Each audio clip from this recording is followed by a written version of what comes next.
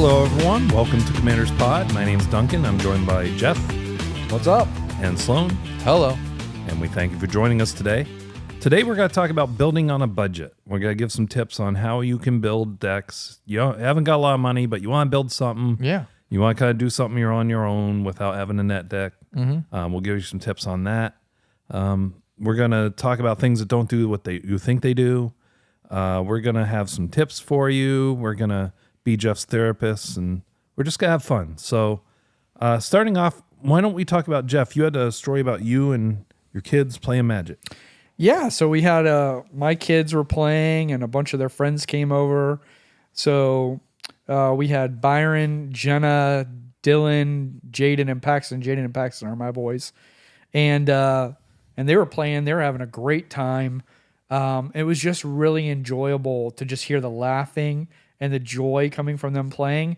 And they're still at that age where like winning, like they enjoy winning, but they're happy for each other when they win. Right. And they're not old and embittered like us. There's not very much arguing or whatever. And that sort of, fits in with my what's aggravating me section too, because, you hear all that and you're so happy to see all that. And then you realize how many of the games with adults digress into like frustration, right? Yeah. And you go, man, why can't we just have that joy that the kids have? So they asked me to play with them, and I was like, you know what? I just want to sort of hear what goes on with them. And they had so much fun. And they played a couple of games, and then I played some games with Jaden and Paxton. We used the Commander decks that we played with before for Modern Horizons. And we actually had a great time. That was a 2-day game because it was like 4 hours or something. And so it had to go into a day 2. So I've had a lot of fun. If you can get your kids playing these games with their friends, it's so much fun. So it was just a really good time. Yeah. And like you said, they still have that joy of the game. They have the joy of the game that sometimes we forget. Yeah. They don't get bogged down in arguing about how the rule works because none of them know. No. And then sometimes they run in to ask me, they get me and say, hey, what's the rule? And it's easier for them, but they don't. Because they don't know you're wrong. So yeah. Well, no, and a lot of times I have to look up the answer, which is it also annoys me. That some things are just very complicated. So. Right. But they do it, and they're all in the realm from like 11 to like 14, I would say, maybe 15. So they're pretty young to be getting into Magic, I think. Yeah, I mean that is pretty young. I think that my son. I started teaching him when he was like 6, and he knows how to play. Mm-hmm. He doesn't have a great interest. He likes doing it because I play it, and every once in a while he'll want to do it. Well, they play all the time. Like my cards get used all the time, just not by me. Yeah, we know. That's the only way they get used. No, come on. Shots fired. The only way they get used right. Okay, sorry. Well, that could be true. That's probably true. But well, that's really cool, and I'm sorry it aggravates you that you don't have as much fun as they do. Not just that I don't have as much fun, but just that in general, most adults don't. Like it just saddens me sometimes that we devolve into arguments or disagreements. Sometimes there's even name calling, and it's like, this is just a game. Right. This doesn't matter. Just have fun. Chill out, And Blizzard often, he says it like, and we can never tell how much he's joking and how much he's not, because we know he has fun playing the game. He goes, this isn't fun. This is Magic. Yeah. Same. Some people might feel that way. I mean, that's true. Yeah. But no, I get what you're saying. Like there is a level we'll never achieve of that pure joy. Yeah, because we've been tainted by real life. Yeah. We've been jaded by the system. Yeah. By knowledge. Knowledge is a curse. Well, since we already got across what's aggravating Jeff, I guess we'll move right into... Yeah, I feel better now. I got that off my chest. Yeah, I mean, we went right through joy, right into aggravation. He couldn't even let himself He couldn't even enjoy the joy part. Sometimes they're not even separated. Yeah. Let's move on to that doesn't do what you think it does. And this is a pretty simple one, but something still that people get wrong. Right. Put into play does not mean cast. Correct. Oh, man. This is so one of the things that I've been doing recently, which I'm glad you brought this up, is I've been playing a lot via webcam with some of my buddies because Unfortunately, it's hard for me to get out because I got 2 toddlers at the house. So my wife is a nanny for 10 kids, and then she comes home to 3 more kids. So I feel like if I leave her at night and go play Magic with people, it's a little bit of abandoning her. So I try It's not not to. a little bit. It would be a lot. Yeah, it would be a lot bit. So I try to stay and help her get the kids down. And then I hang out with her for a little bit. And my wife is a little bit of a early sleeper. So she goes to bed, like her bedtime's like 9:30, and she's done. She just wants to go to sleep. I would say that's probably normal for most people. Well, when you look at it Not from my eyes, early. where I have sleeping issues and I can't fall asleep till like 1 in the morning most nights, like I sit there in bed for like 4 hours. I'm like, well, I don't want to sit here. So I've been playing a lot of Magic via webcam with some of my buddies, and some of them are a lot newer to the game. So one of the things that happens a lot is like they'll ask me if certain triggers happen. And for example, my buddy was building a new deck and he was asking me, does this work this way that I think it does? And like I have to look up the cards. And one of them was this instance of cast or put into play. And I was like, that does not work that way because that is not being cast. Cast is very specific into its term. And so I had to, explain to him why. And he's like, okay, he's like, thanks for letting me know. I'm glad I didn't, because again, this is one of the guys I play with. I think might have been Clay or Kim that was playing it on Archidec to see if it melded well and they wanted to buy the cards for the deck. So it is the words that Magic chooses, less so recently because they've made a lot of mistakes, but for the most part, the words that Magic chooses, they choose for a certain reason because those words have certain definitions that work within the rules of Magic. So copying, casting, putting into play, enters the battlefield, all these terms are very specifically chosen to make sure they interact properly with each other. And I think a lot of time put into play and cast and enter the battlefield, sometimes people will overlap them and think, hey, these are the same, when in reality, that is not the same. And I'll give you an example of one I had to double check for myself. The new free running mechanic, it specifically says in the definition of it, you may cast this card for its free running cost if you did this. So it is actually a cast trigger. So anything that is cast, like there's that blue enchantment that came from the Doctor Who. Thunder Junctions, I think. Whenever you cast an outlaw, you can make a copy of it. Right. It would work with free running because free running is a cast. It is not just a replacement like ninjutsu. So it's very important to those definitions. Yeah, it is important, and many people miss that distinction. Right. The other thing is, if a card says you may play it, like if it's from exile, right? Right. Prosper is a great example of this. If it says you may play it, that includes lands. Correct. And that is important distinction because a lot of times, so people think in their head, oh, I'm just going to exile everything, and it says I can cast it from exile. Oh, I exiled this land, I'm going to cast. You don't cast lands. It does not work that way. And so, but if it says you can play it, that's different from being put into play. That means you may cast it from exile. So there's a little bit of distinction between you may play it and putting it into play, and I think that confuses some people. Right. And again, thank you to Magic for making all these wonderful different terms that we have to then have a English major in to grasp and then still get it wrong. So right. But that is one. Yeah, the cast and play are ones that a lot of times people confuse and they misplay it, and it does change how good a card is for sure when you make sure you get the definitions right. So I definitely think that is a good one, and I have seen that misplayed. And like I said, I literally had to help my buddy. Like we had to work through it, and I had to read the definitions and read the cards very specifically and make sure we weren't shortcutting any words that were important. Right. So just be clear that put into play will not trigger any cast effects. If it says when this is cast, you will not get that. Correct. If it says when it enters, you will get that. Correct. So just kind of keep that in mind and read the card. Kind of explains the card. Sometimes, yeah. Sometimes, yeah. Less and less more recently, but yeah. Let's move on to our main topic today, building on a budget.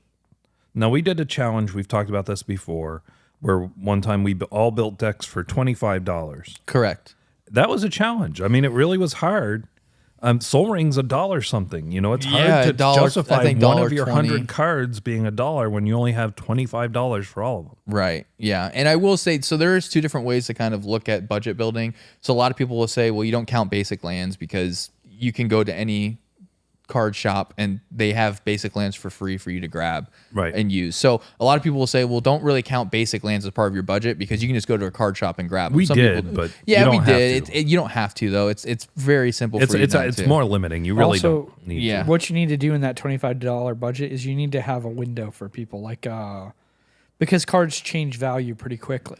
Yeah. And especially in budget cards, you can have a card that was budget a minute ago, and all of a sudden they release some new card, and now that budget card is $7. And so to be clear though, $25 is a very strict budget. I mean, most people think of budget decks as $100. Yeah, correct. A lot of people do say if you're under 100, that's a budget deck. And to give a little bit of a shout out to a YouTube channel, Commander's Quarters, his whole thing is built on budget decks, and he builds decks from $25 or less to $50 or less to $75 or less or $100 or less. And he's one of the people that kind of brings to light some of these cards that have been long and forgotten because there's better versions, but they cost more. And so, like I think Jeff mentioned a couple episodes ago, and you know, getting cards that do the same thing, but they just don't do it as well, or their CMC is a little bit more. Sometimes those cards are going to be cheaper because they're not as popular because they don't do it as well as these new cards. Right. You know, and that's the key when you're building. You're still going to build with the same ideas. You're going to have to use different cards. So let's go through some examples here. Right. You know, if you're building black and you want board wipe, right? Damnation is a very expensive card. Yeah. The best black board wipe there is, but it's expensive. So some alternatives would be Crux of Fate is 3 and 2 black sorcery. You choose one, destroy all dragon creatures or destroy all non-dragon creatures. Right. Great card. It helps. It's very situational. But the good thing about it is a lot of times, unless you're playing against Jeff's Dragon, a lot of people usually aren't going to have a dragon tribal. Right. And it's great for a dragon tribal because you can save your stuff and kill everyone else's non-dragons. But if you're worried about it, for 4 and 2 black, there is Deadly Tempest, which is a sorcery that says destroy all creatures. Each player loses life equal to the number of creatures they controlled that were destroyed this way. Yeah. Again, another good one. It's CMC-wise a little bit more, but it also is a good way to punish the players who are generating and making a bunch of token creatures and a bunch of like little 1/1s and just kind of puking out creatures. This is a good way to punish that player for that. And again, for an actual cost card, fairly insignificant actual cost. Right. So, do you guys have any I mean, I can keep going if you want. Or? Well, like you have targeted removal, right? Yep. And so you might be able to get, typically in a normal deck, targeted removal for 1 mana. Whereas in a budget deck, maybe you're paying 2 or 3 mana. But you could also get other benefits from it. So like Crib Swap, right? 2 and 1 white. It's a changeling, so it's a shapeshifter, which that can really affect some Kindred decks where it doesn't just care about whether the card is a creature in the Kindred. Even instant Kindred cards give you benefits. Right. And then it's exile target creature. Its controller creates a 1/1 colorless shapeshifter creature token with changeling. And then the other thing you could do too is sometimes you can even target your own stuff with this just to get that shapeshifter for other reasons. So you have to kind of think, okay, I'm going to pay a little more. What other value can I get? This absolutely exists for mana artifacts. There are lots of mana artifacts that are 3 cost, but they give you other abilities that are very, very, very powerful. So keep an eye out for those as well. Right. Yeah, I mean, and so like there's other things too. Like, so for example, Duncan being our blue player, there's a lot of counter spells that are very expensive. The good ones that are 0 cost, right? And you know, 2 mana, or 2 mana, and or whatever it may be. Those are really expensive counter spells. There's other ones though that cost maybe 1 CMC more. Right. That are I have found that there's a whole slew of counter spells that cost 1 and 2 blue. right. If you open up your mana pool to 1 and 2 blue, you can find dozens. And of the counter cool spells. thing is too, a lot of those ones that are 1 and 2 blue, sometimes they'll counter the spell and do something else. Yeah, a scry 2. Right. And so even though, yes, it's not as quick as having a 0 cost, like a Fierce Guardianship, which is an extremely popular card. I think it sits around $50 on average to try to grab one. You can pay 1 and 2 blue, counter something and scry 2, or counter something and draw a card, or counter something and exile a card. So yes, it's not as quick. It's not 0 CMC, but on a budget, it still counters. It's still something that gives you an additional benefit on top of the counter, which is something that when you're needing to build on a budget, you need cards that do multiple things a lot of times. And here's before I say this card, I will look up the price because I don't want to put my foot in my mouth and say it's budget and then find out that it's a gone $40 up. card. But yeah, a lot of those 3 mana spells do other things, and sometimes the other thing makes it well worth that extra mana. Right. And spell crumple is 1 and 2 blue, and you put the card on the bottom of their library. Well, now they can't recur it. Right. Yeah, it's not one they can get back, and it's on the bottom of the library. And that one actually has a funny little combo where it actually adds a additional value because it puts it on the bottom. There's then a card that says name a card and target opponent exiles cards so they see that card. So there's a cheeky little combo where you counter the card, you put it on the bottom, you cast that and name that card, and it's there because you just put it there. So they have to exile their entire library, which is, again, it's a high CMC cost value to get that combo, but low actual dollar cost to put it in a deck. And then there are some, like I was saying, those mana cards for 3 mana. So you're paying that 3. So like Chromatic Lantern, all your lands add 1 mana of any color. Well, when you're on a budget, that can be very powerful. This card is pretty expensive though. It's $4, but you might be willing to spend that to fix all your mana base. But like there's some really cheap ones like, let's say you're doing a dragon deck, right? And you're like, I can't afford these expensive mana rocks. Well, this one's pretty awesome. Carnelian Orb of Dragonkind. 2 and 1 red. Add a red. If that mana is spent on a dragon creature spell, it gains haste until end of turn. That is baller in a dragon deck. Right. Yeah, one might even argue that could be more powerful than a 2 mana, even not in a budget deck. Right. So in the budget deck, you're going, hey, I'm going to pay a little more, but I'm going to get these other things. Another one that's really cool is 2 and a green, Jade Orb of Dragonkind. Add green. When you spend this mana to cast a dragon creature spell, it enters the battlefield with an additional 1/1 counter on it and gains hexproof until your next turn. Yeah. Like, so this one here, same type of deal, but it's blue. When you add 1, when you spend this mana to cast a dragon, scry 2. Right. It's arguable that that's better than a 2 mana spell because it does stuff every time. Yeah. And that's the other thing too is, when you're looking at some of these, budget type decks, a lot of times some of them will fall into tribal style because you can get a lot of cards of sometimes a tribe that's really inexpensive, or you can make a very expensive version of it. But one of the things that is cool, I will say, is, for example, there are some lands they started printing where it says name a creature type. And then whenever you can tap this for colorless or add 1 mana of any color to cast a card of that creature type that you've chosen. And there's even one that I really like that is also or activate abilities of that card type. So you can, double dip in that. And those are pretty inexpensive lands that you don't see run a lot. So going back to the counter spells, the one I wanted to look up before I spoke, so it's sitting at 38 cents. So this is budget, folks. Yeah, for sure. Costs the same amount on its face as Fierce Guardianship, but it can be effectively a free counter spell, and that is Unwind. Right, yeah.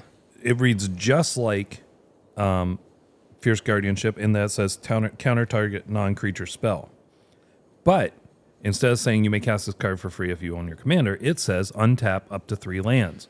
So you get your mana back. You could even, in some instances, get more mana back. Because, for example, if you have dual lands, the lands that tap for 2 colors, and you have 2 of those tap, you just spent 3, but you're untapping 4 mana potentially. Or if you have Nykthos, now you get a ton more. Because that doesn't say basic lands. That's what's great about it. It just says lands. So if you have lands like Gaia's Cradle, or you have these lands that tap for a lot more mana. Probably not having probably not having Nykthos, by the way. Yeah. In budget decks. But with the lands that come in that tap for 2 colors, like black and green or red and blue, but you have to bounce a land back to your hand, those are pretty inexpensive lands, and you can untap those with this. So you can tap 3 and technically get back, if you have 3 of those, you can get back 6 mana and you only spent 3.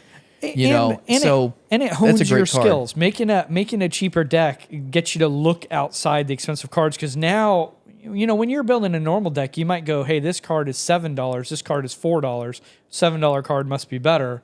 I'll just grab that. When you're on a budget, you're really reading the cards because they're all cheap.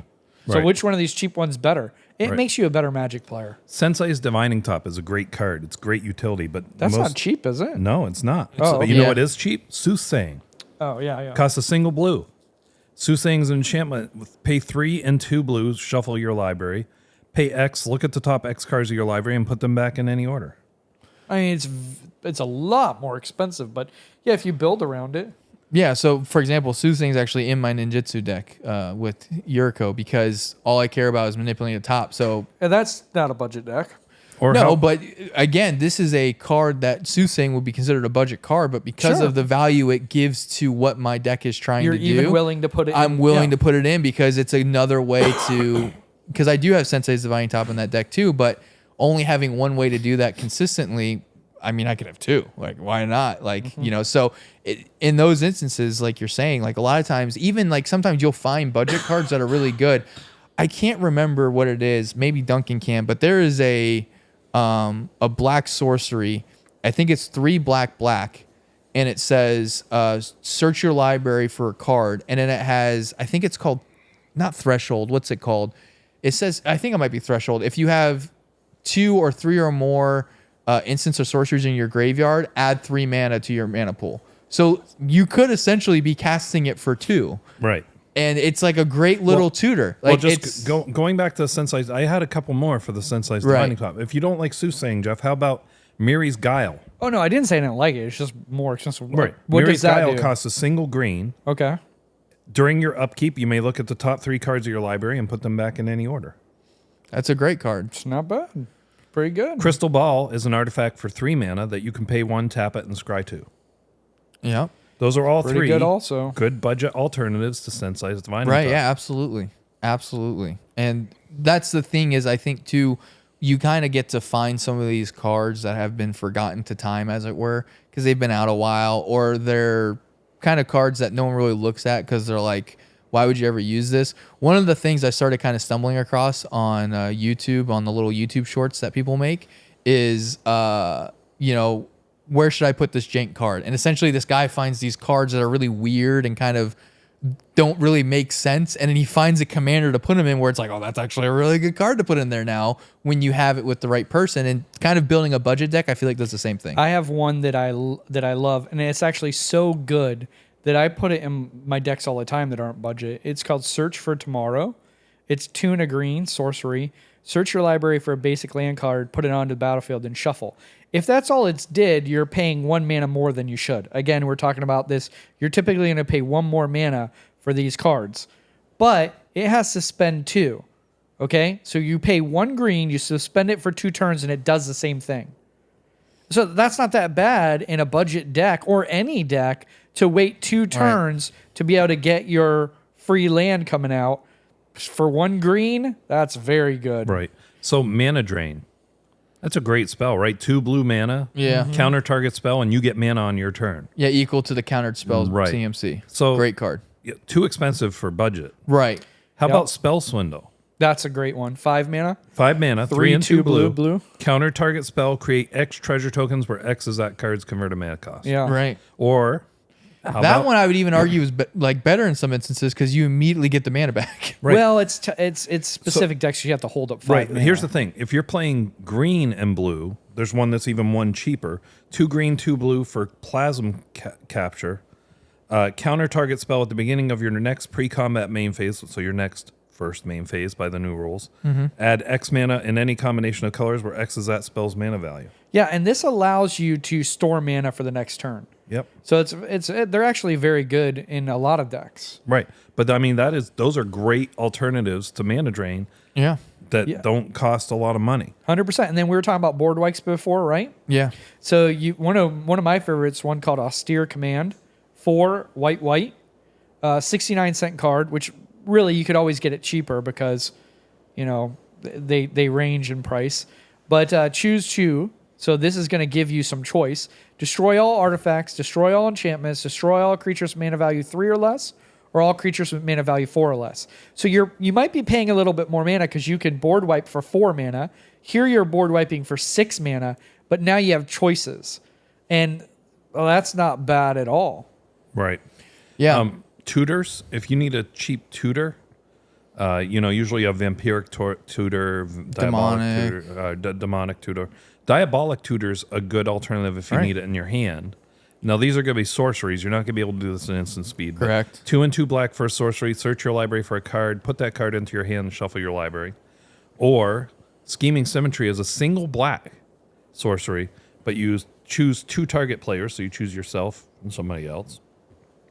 Each of them search their library for a card, shuffles their library, and puts the card on top. So kind of more like vampiric, but it is a sorcery. But if you have a draw engine... Right. Yeah. And then kind of going into rocks, rocks are a big part of, how to fix mana and everything. So you have your talismans that are out there, but some of those are anywhere from a couple of dollars to about $1 or so, depending on which one you're looking at. So they're kind of expensive. Again, a good way to alternately fix those is the signets. So you have Selesnya Signet, Golgari Signet, Boros Signet, Rakdos Signet, Gruul Signet, Dimmer Signet. And so all of these are pay 2, put it into play, pay 1, tap it, and then you get, for Azorius, white-blue.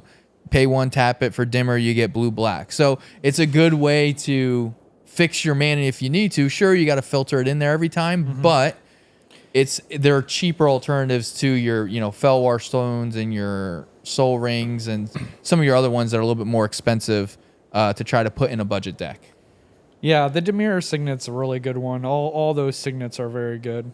Yeah. I'll throw another one there. So we talked about Soul Ring, right? It's kind of budget, but it is $1. And if you're sticking to a tight budget, maybe you don't have that becomes tough. I mean, you're probably putting it in, but why not have an extra Soul Ring? Right. Well, I was thinking Worn Power Stone. It's Great very one. good. Yep. It's very good. And it doesn't matter. It comes in tapped. It really doesn't. Pay 3, comes in tapped. You get to 2. Yeah. Right.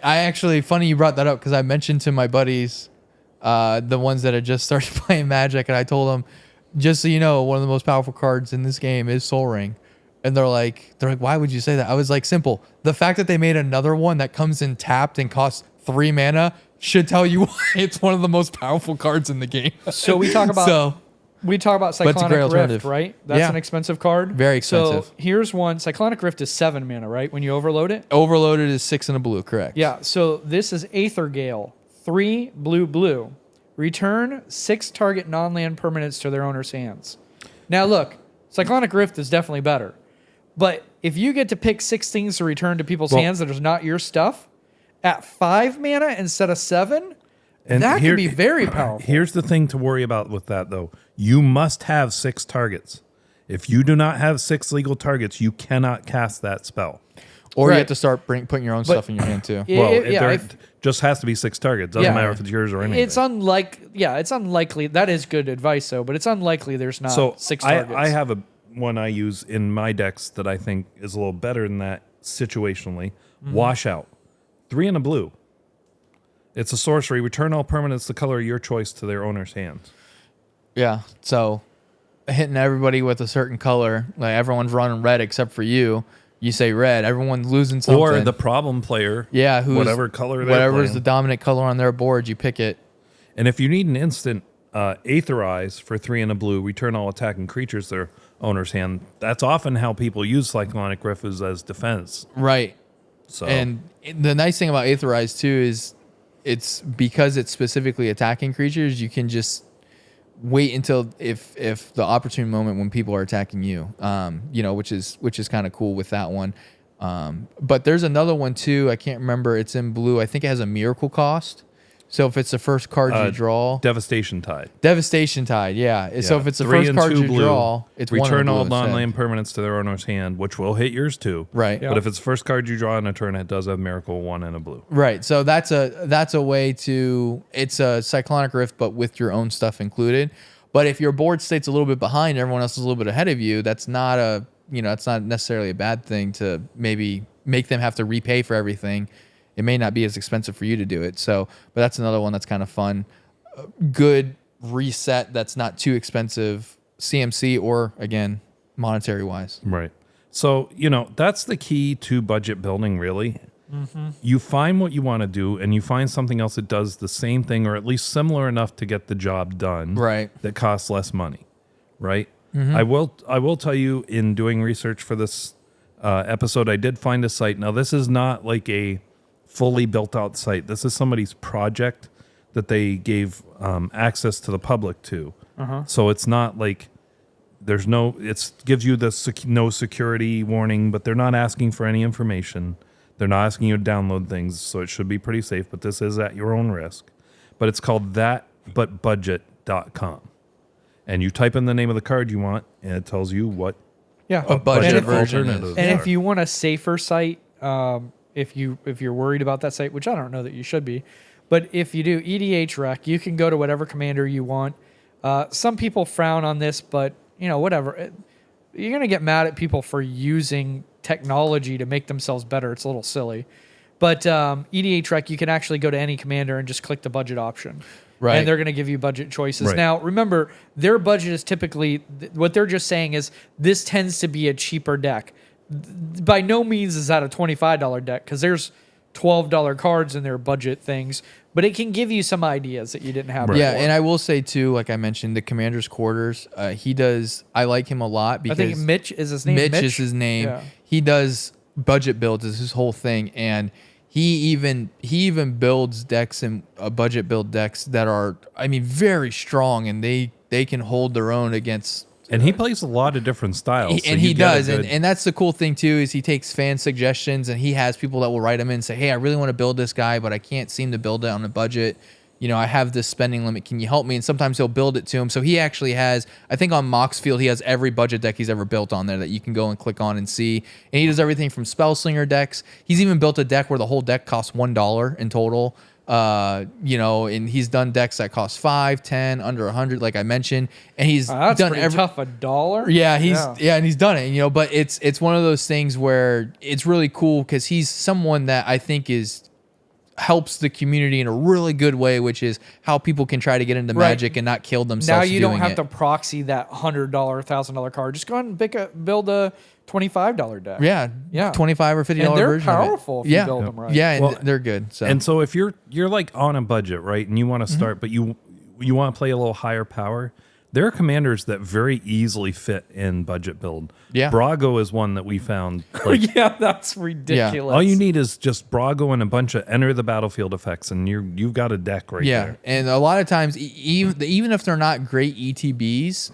like Doing them over and over makes them great. Yeah, exactly. Being able to do them multiple times makes them very good. And that's one of the things I think is always fun is when you're building decks like this, is you kind of stumble across cards and triggers that you never thought of before, and you're like, you know what? Actually, that's a lot better than I thought it was going to be, just because it works so well with what this is doing. It's a great card to add in here when like 90% of the time this is not a good card, right? Right. So I do enjoy building decks on the budget. I think it is fun. I think it's kind of a cool way to build something. And like I said, helping you find cards you didn't know existed is always fun. Yeah, I mean, sometimes you find those cards and you keep using them even in your not budget decks. Right, because they're good. Yeah, or because you only had one thing that did it before, and now you have two things. Right. It may not be quite as efficient, but it still gets it done. Right, that's exactly. So but yeah, definitely cool, and I definitely think there is a lot of fun you can have with doing budget builds, or if you have to do a budget build, don't feel like you can't play this game and enjoy it and have fun. I remember I did a couple of decks from Mitch to Commander's Quarters. I did a couple of his, but I had some of the cards to upgrade it that I already owned, so I bought some of the filler cards I needed, and then I just very slowly over time, just kind of one card at a time, kind of upgraded them very slowly. But the deck was still very playable. It was super fun. It still won games and did a good job and did what I wanted it to do. Yeah. And it was, initially less than $50 it cost me. And like Duncan said, there's the way you could build it, which is pick a really strong commander. The other way you could build it is pick something no one else is doing. So like I think one of my $25 decks, I'm trying to think of what her name was, but she's a commander, says basically you can't play anything but creature cards, right? Yeah. And she's just big mana. Those cards are not going to be expensive, okay? They're going to be cheap. Oh, And- it's the red-green one. Yeah, exactly. Yeah, And so players just- can't cast non-creature spells. Yeah, so just play something that is niche. I don't think it was players. I think it was just him. Me. Yeah, Yeah. but she makes a ton of mana. So just pick something niche, and you're going to be. It's less likely those cards will be expensive. Right. And you know, the precons are a great way to start. Now, by budget rules, sometimes those precons have cards in them that are not budget cards. Right, yeah. You know, so just realize that. But it just Yeah. for building on a budget. So it's a difference on whether you're building by budget rules or building on a budget. And there's a lot of people out there that in websites that say, hey, here's this precon, here's a $25 budget to upgrade it. Here's a $50 budget to a upgrade lot it. of times just doing the lands and putting more basic lands in is a great way to Yeah. So Upgrade it. I definitely Putting more basics in? yeah. What? So your mana doesn't come in tapped. Yeah. Wild. Yeah, especially the ones now that come with all the search lands. You know, So all that's the- how you're going to make the better by put more basic lands in. Yeah. sometimes. All I right. mean, if But I'm saying if you have the cultivates in there and stuff that they're putting in some of these precons, Yeah. yeah, I put mean, more they basic. come with a in. lot of basic lands already.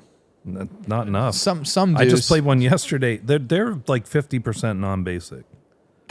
You need more than 50% basic lands. We've been over this. We can't go, dude. If we talk on this subject, we're gonna be here another hour, which we Yes. can't afford. Yeah, not So, Anyway. but Yeah, we got to go watch Deadpool. Yes, but no, it's. I mean, I think it's building on a budget super fun. The nice thing about Magic is you can build on a budget and still have a good time playing this game, even against people who may not have budget decks. Granted, I don't think you'll win against a CDH deck, but you could still beat a deck that maybe doesn't really have a budget. It might be a $300-$400 deck. Your $50 deck could definitely win. There's a player at the shop that plays with Lizard and my group a lot, and we're higher powered. Yep. We tend to play a lot of fast mana, a lot of nasty spells, a lot of interaction. And he started with precons, and he's just slowly built it up. And nothing crazy. I'm not talking. It's like he plays vampires, but he does not play like Edgar Markov or anything. Right. He played one of the vampire precons, still running the same commander. But he hangs with us. I mean, he stands Right. up there and he's in there And to the I end. think that is one of the great things about this game is that even if you were to put all that money into a deck, there is still a chance it could lose. So and I you're think telling me there's a chance. yeah, and I think that's what's cool is that you could put as much money as you want into this game or as little as you want, and you could still have a good time, and you could still always have a chance to win, which is always kind of I think a good part of Magic that's a possibility. Right. So anyway, moving on. Sloan, do you have any tips for? Yeah, so kind of rounding out with this idea of budget building decks and everything. One of the things that happens a lot when you're building these new decks is that there are triggers you have to remember. So just some helpful tips on how to remember triggers. There's a couple of things that we kind of started doing as a play group, as well as some things that I do myself personally. So for example, one of the things that I do is Monarch is a end of your turn trigger. So at the beginning of your end step, if you are the Monarch, you get to draw a card. So one of the things that I do is if I am the Monarch and I've already done combat and I've kind of put out, attacked and tapped all my creatures, I actually will take the Monarch card, if I have one, and put it either on like right in front of me, right in the middle of my board, or right on top of my deck. So that way I kind of remember I'm the Monarch, and I kind of put it right there where it's prevalent and easy to remember. At the beginning of your upkeep triggers. Well, there's also, don't forget the way that Jeff handles that.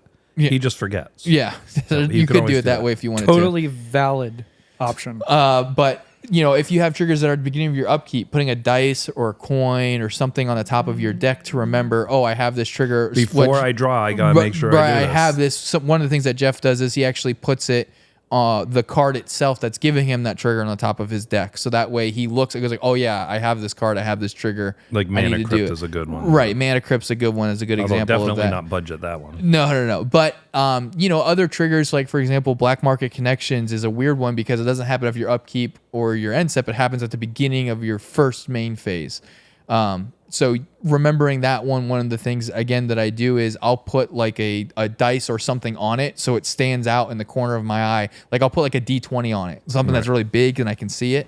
And I've I seen remember, people too take those ones and like stick it like in the the corner deck. of the deck. Yeah, so of it's it in kinda- the deck. So the most of the cards the card's sticking out, but it's just being suspended, but through the deck. Right. So it's definitely going to be noticed. Like, Right. oh, wait a minute. You know what'd be smart is if we created a like the play mats we had, but we had an area that had like the stack triggers, upkeep, like or triggers. even if we could 3D print one that.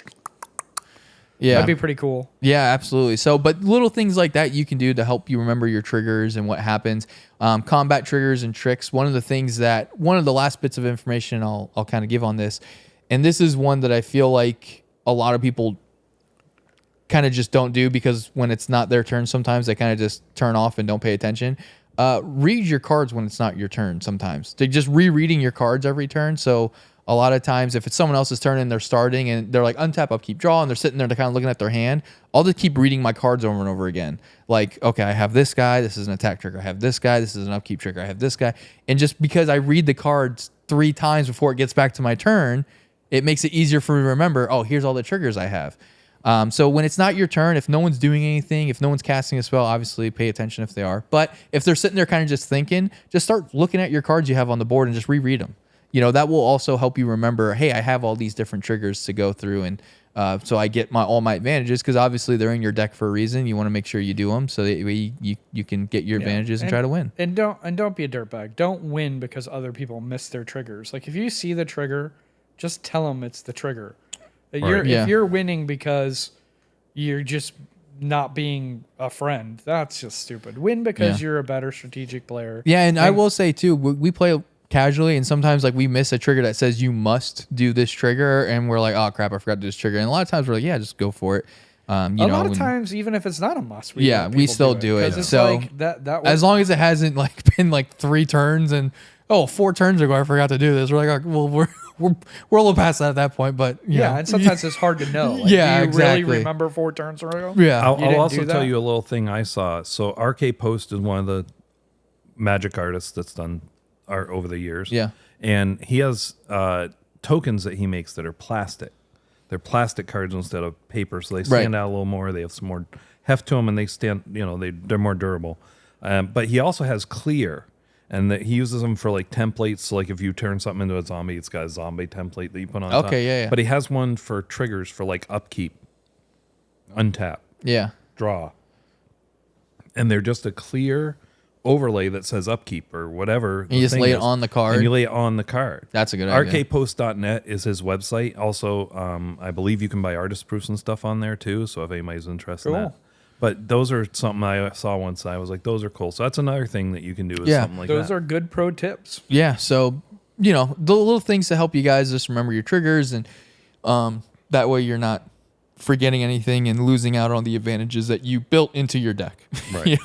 So just a helpful way to kind of remember that stuff for you guys. I thought that was something because we are obviously at the point in our Magic careers where we have so many different decks and so many different cards and so many different things we're remembering and building that sometimes we overlook 100%, our own triggers. Like I might not play a deck for months and then I'm playing it for the first time. It's hard. Like, not to say some people play the same deck over and over and over again, but some people don't, and it makes it harder. Right. But anyways, that's our tips. Yep. So that's a good one. But that's all we have time for today. We thank you for joining us. Yeah. We thank Jack May at Info Pilgrims for being a good guy, putting up with us, and not kicking us editing out, well, editing, producing, putting up with You Jeff. can put that in your commercial, Jack. This is the weirdest compliment I've ever heard. But why don't you email us at cast@commanderspod.com. Tell us about your budget builds. You can check us out at commanderspod.com. You can check us out at patreon.com/commanderspod. We really appreciate any support you want to give us there. Please check out our YouTube. We have lots of new videos on YouTube. Yeah, we're going to try to upload more videos every chance we get. Specifically, we've done it the last couple with the new sets coming out, so I'd love to keep doing pack openings of new sets as they come out. As long as Duncan has a cardboard crack addiction, we should be good on that. And if we can get a little bit more support, I think we can move to video too. Yeah, absolutely. For these. Yep. And most importantly, if you really want to support us, kill Andrew first. If you can.